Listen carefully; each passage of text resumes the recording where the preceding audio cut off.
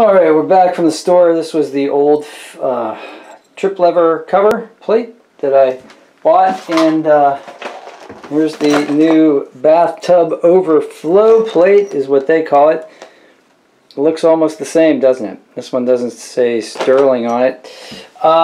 So we'll take this out of the box and we'll match them up and see if that's true. Don't lose the cotter pin. There are replacement screws here in this box in the bag. See, there's a new cotter pin there, that brass thing, and then there's the stainless steel screws. I don't know, this looks pretty good, folks. Let's take a look. Side view. Side view. It looks identical to me. Same size. Pin. I don't know what. Okay, so like there's a plastic bit here on this one that wasn't on the old one. Up, down, up, down. Okay, great. So what we're going to do is we are going to, well, I also bought a tub overflow washer as well, because there wasn't one on here before, and we're going to see if we need one here. $2, $3 for this guy. This guy was about 13. So up and over. There's the washer. Now, is that going to interfere with my lining up the screws? I don't know. But we'll leave that on there for a moment. Maybe I can just plug them in there, actually. Yeah, I think I'll just push them in there. And that's not really going to work. So I'm going to take this back to the store, which you can do because I don't need it, and I saved my receipt.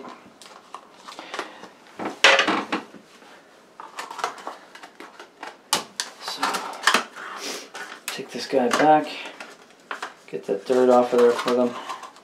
These are nice people at the hardware store. Always treat your always be kind to the friendly folks at the hardware store. They are there to help you, and they will help you if you're nice. I know when you're going through plumbing projects, it can be very stressful. You're running back and forth to the hardware store. I'm taking the screws out of the bag now. Wind the cotter pin, and then you know, you're running back and forth, and you're angry because you want to get things done. Alright, these screws are a little bit longer than the other ones, and we definitely want to try and make sure that they fit, because we know the old screws fit.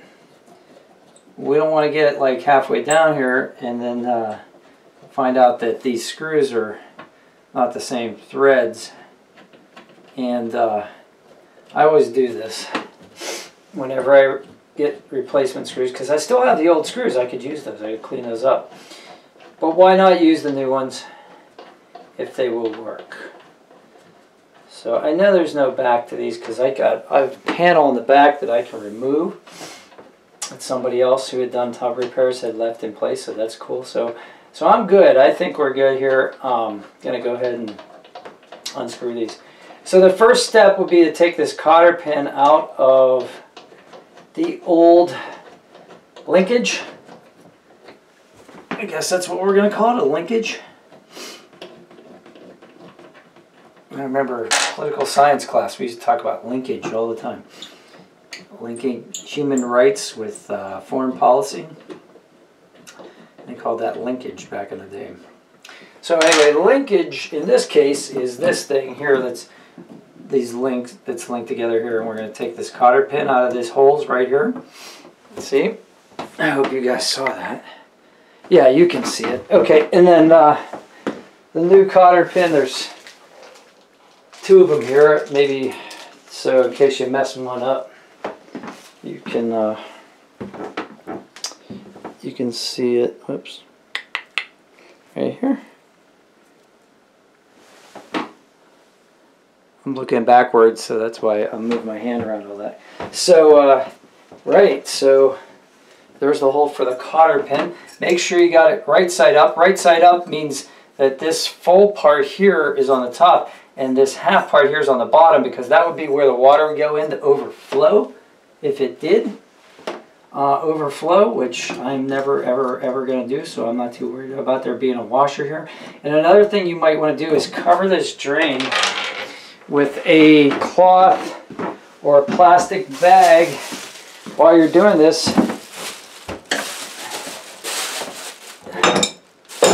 so that your cotter pin, when you drop it, doesn't go down the drain, because you will drop it. If there's an opening, you will drop it. That's just the law of nature there, you know. So through this hole, through the hole on the drain plate cover, the lift trip lever cover, and through this hole. Now, what I need to do is I need to straighten these pins out. So one of the tines is longer than the other, so that you can do that. I'm doing it with my bare hands, which is really dumb. So I'm going to use these pliers. And I'm going to pull them apart. Pull the longer end apart to one side. And then pull the shorter end to the other side. Okay, so when I'm done, it looks like this. Okay, so what you've got here is, you see what I'm doing here? Did I do that right? Did I do that upside down?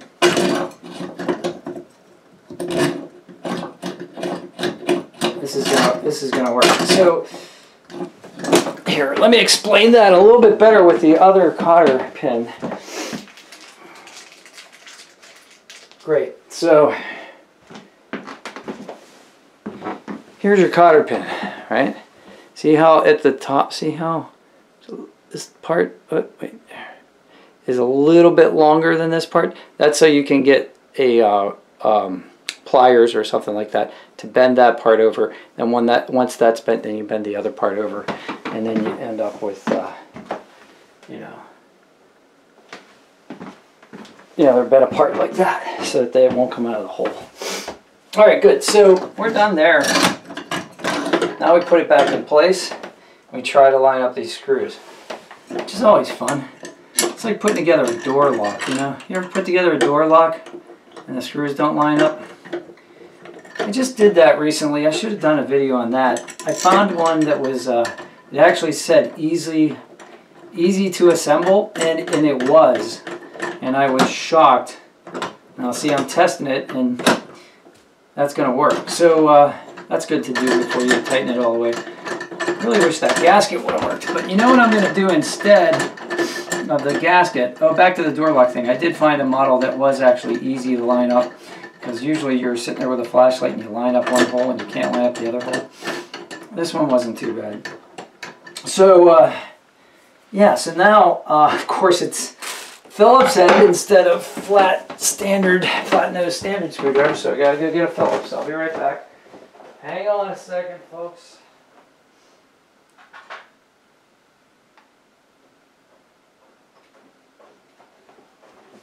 So I should have checked that ahead of time, but that's okay.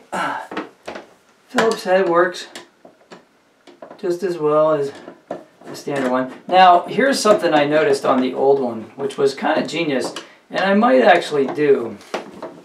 So what I'll probably do when I get this thing in place is I'll probably put a bead of caulk around this edge right here, the top edge. You want to leave this open because that's your overflow. But what I noticed was, and I don't know if this is corrosion or if this is actually, I think what they did was, I think they put a little bit of caulk inside these holes to keep water from spilling in there, and then having it rust shut so that when it's time to take this thing off again, it's too hard. So I might actually do that too. But for right now, this works. So we're done. So thank you, Jim, for saving me the money to come out here and do this for me. And by the way, I owe you. I will definitely buy you lunch the next time I see you. And that will be payment for your years of knowledge becoming a master plumber. So here's me with absolutely no plumbing experience, except handyman, you know, like just owning my own house, kind of fixing stuff. And I did that, and it didn't take too long. The longest part of that was going to the hardware store and back. So we're done here. This is functional. You can hear it. You can hear the plunger stop in the back, the stopper, and then here you can see that it'll go up and stay up. So that's that. So what could have been, who knows how much I would have been charged by a non-friendly plumber. I don't know. But that was, let's see, 15 bucks and a little bit of time. So I hope this helps somebody out there. If you can save money doing it, that's great. If you like the video, please like it and share it, and subscribing to the channel helps me because, you know, folks, I'd love to make these videos all day long for you, but I have to work 44 hours a week, sometimes 54 hours a week in order to survive. So if you could subscribe, then if I get 1,000 subscribers, I think Google will start paying me for you people watching these videos, and maybe I could do this more often, if not full time. So thanks. Leave a comment if you liked it, and tell me what I did wrong, and that's fine too. And if you have any tips or anything, let's do this together. You know, we're all in it together. You don't know what you don't know. I didn't know an hour and a half ago how to do this. Actually, an hour ago, and now it's done. So share the wealth. Share your knowledge. Talk to you later, YouTubers.